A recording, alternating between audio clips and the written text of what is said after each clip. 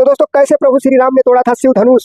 जी हाँ दोस्तों, उस शिव धनुष के बारे में बात करने वाले हैं जो सीता के स्वयंवर के लिए रखा गया था और दूर दूर से राजा महाराजा उस शिव धनुष को तोड़ने आए थे।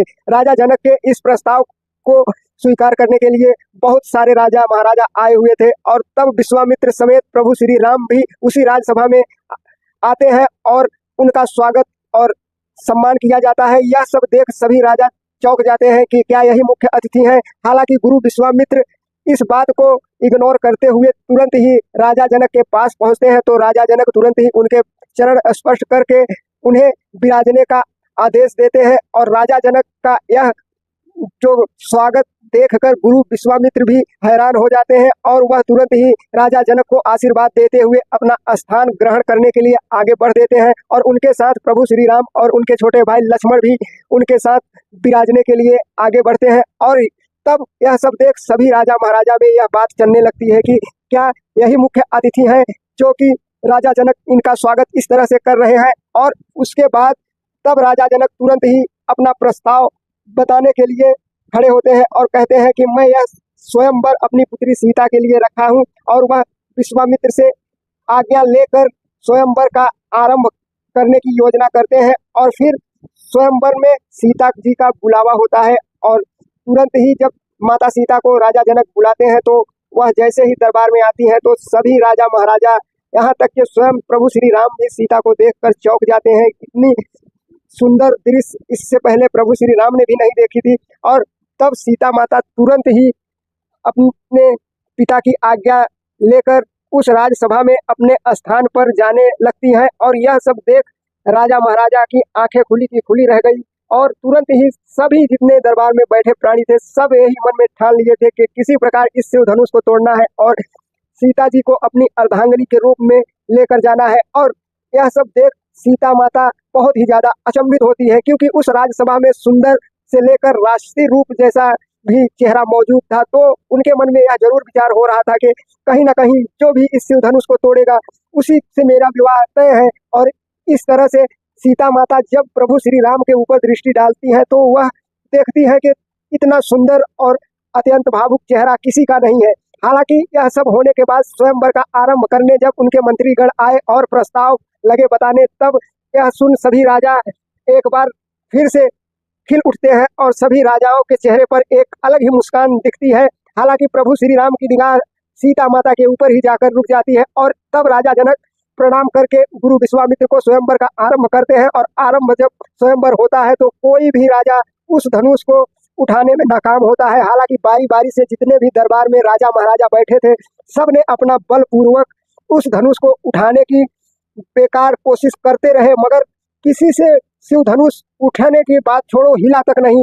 और इस प्रकार से राजा जनक जब एक के बाद एक राजा को निराश होते देख रहे थे तब उनके मन में बहुत ही ज्यादा दुख हुआ और वह सोचने लगे कि क्या यह स्वयंवर रखकर हमने कोई गलती तो नहीं कर दी और इस स्वयंवर की वजह से क्या मेरी पुत्री बिन ब्याही ही रह जाएगी।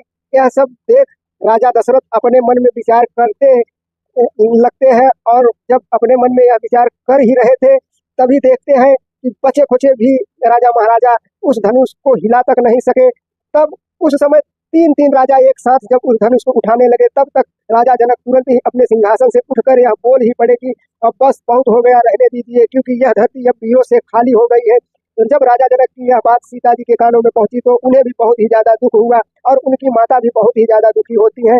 मगर राजा जनक को यह नहीं मालूम था कि उस दरबार में प्रभु श्री राम भी बैठे हैं और सभी राजा जब अपना सर शर्म से झुका लेते हैं तभी वहां बैठे लक्ष्मण को अत्यंत क्रोध आता है और वह तुरंत ही अपने सिंहासन से उठकर राजा जनक के सामने आकर तुरंत ही राजा जनक को कठोर वचनों में भला बुरा कहना शुरू कर देते हैं कि महाराज आपको यह बात करना शोभा नहीं देता जिस दरबार में एक भी क्षत्रिय बैठा है। और तब लक्ष्मण अपनी वीरता का गुणगान करना शुरू कर देते हैं और कहते हैं कि मैं इस पृथ्वी को भी एक गेंद के भांति उठाकर फेंक सकता हूँ। तब गुरु विश्वामित्र के कहने पर लक्ष्मण शांत होकर अपने आसन को ग्रहण करते हैं। उसके बाद सभी की निगाहें प्रभु श्री राम के चेहरे पर जा टिकती है क्योंकि अब वही एक ऐसे बचे थे जो शिव धनुष को उठा सकते थे। तब गुरु विश्वामित्र के कहने पर प्रभु श्री राम ने अपने सिंहासन से उठते हुए तुरंत ही महाराज को प्रणाम करते हैं और अपने गुरु विश्वामित्र का पैर स्पर्श करके उस शिव धनुष को उठाने के लिए आगे बढ़ते हैं। लेकिन उससे पहले ही जब माता सीता की ओर देखते हैं तो एक बार और वह मुस्काते हैं। उसके बाद जाते हैं शिव धनुष के पास, तो धनुष को प्रणाम करते ही सीता माता की ओर दृष्टि एक बार फिर जब डालते हैं, तब उनकी माता कहती हैं कि अब क्या और अपमान करना है, जो इस बालक को भेज दिए, जिसे कई दूर दूर से आए हुए राजा महाराजा जिस शिव धनुष को हिला भी नहीं सके, वह यह कोमल सा बालक क्या ही उठा पाएगा।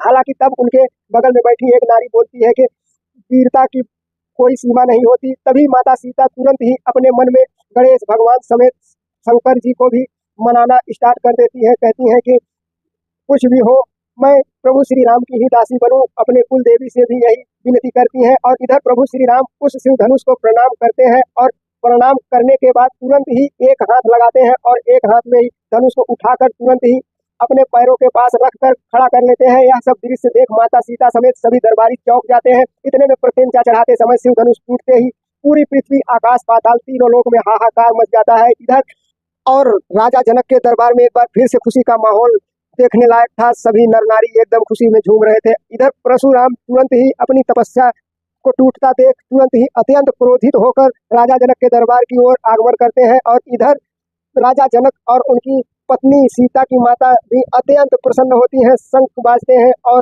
स्वयंवर का आरंभ होता है। तब जब शिव धनुष टूट जाती है, तब माता सीता स्वयंवर का माला लेकर प्रभु श्री राम के तरफ आगे बढ़ने लगती हैं। इधर विश्वामित्र यह दृश्य देखकर बहुत ही ज्यादा प्रसन्न होते हैं और किस तरह सभी राजा महाराजा इस स्वयंवर को देखकर किस तरह से एक कोमल सा बालक उस धनुष से टुकड़े कर दिया, तब माता सीता तुरंत ही प्रभु श्री राम के गले में जयमाला डाल देती है और इस तरह से प्रभु श्री राम का विवाह संपन्न होता है। तो दोस्तों, इस प्रकार से माता सीता का हुआ था स्वयंवर। दोस्तों, इस वीडियो में फिलहाल इतना ही। आगे और भी ऐसी वीडियो को जानने के लिए चैनल को सब्सक्राइब करें।